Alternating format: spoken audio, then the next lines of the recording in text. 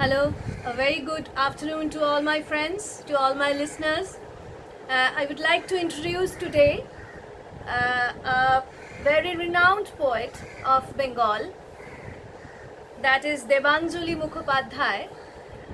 Debanjali Mukhopadhyay was born in Kolkata in 1955, but unfortunately, for a very untimely death, uh, her first production of her first publication, which has been in 1988, that was called Bashphulo Eishob Nirjanota.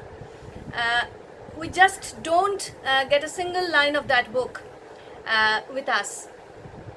So the next publication was posthumously published, that is Patar Manobi, that was in late 1986, I find.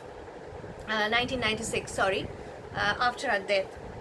So I would like to read out some of the poems which I have tried to translate. The aim of my translation has been, in a more objective way, trying to find the words in a different metaphorical manner, in a different pattern altogether, from her perspective, from a different perspective, because of her being in isolation from the rest of the community of poets. She has tried to take herself away, leave herself aside, all the so-called prototypes prevalent in the Bengal poetry till date.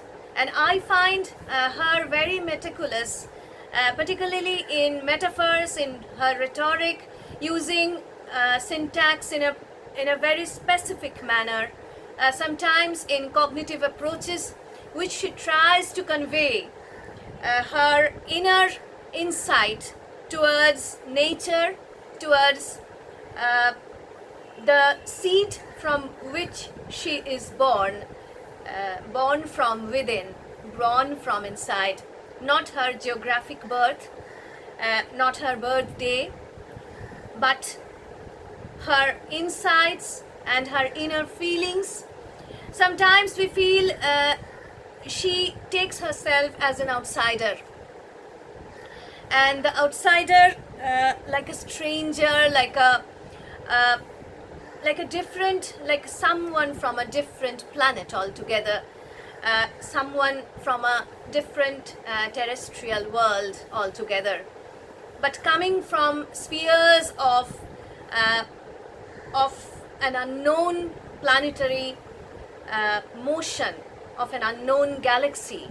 She tries to communicate with us. She tries to communicate in such a manner that each moment is a valediction, which seems to us that she knew that we'll be reading her poems posthumously. And that signifies each of her study of words, each of her separate word functioning in her brain, in her mental imagination, what she tries to find out, which is completely alien to us. And the alienation is from the so-called frontiers of very much cliches, of very much used metaphorical synonyms that is quite prevalent. But she sounds altogether from a different world. So let's see.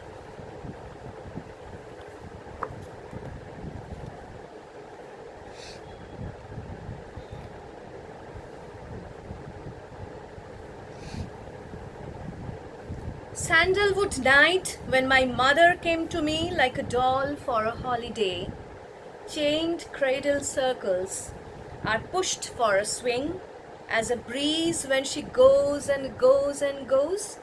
The date tree in a lustre, brown square house, one day a bird arrives and perched on a ripe date, and Ma entered the household playfully. In an instant, her divine reddish curls of a fairy caught fire, her opal white skin wrinkled, She ran towards the windows, but never did she find the path, strewn with icon lights, which she took while flying down to earth. And in silence, all doors of the Zircon chateau locked themselves up. She gradually had a husband and several ugly children. Then she, as Aparna, sat in penance. Suddenly one day, the sky lit up with icon lights to sow a pathway. She spoke to none, but left her home. This is story of a goddess.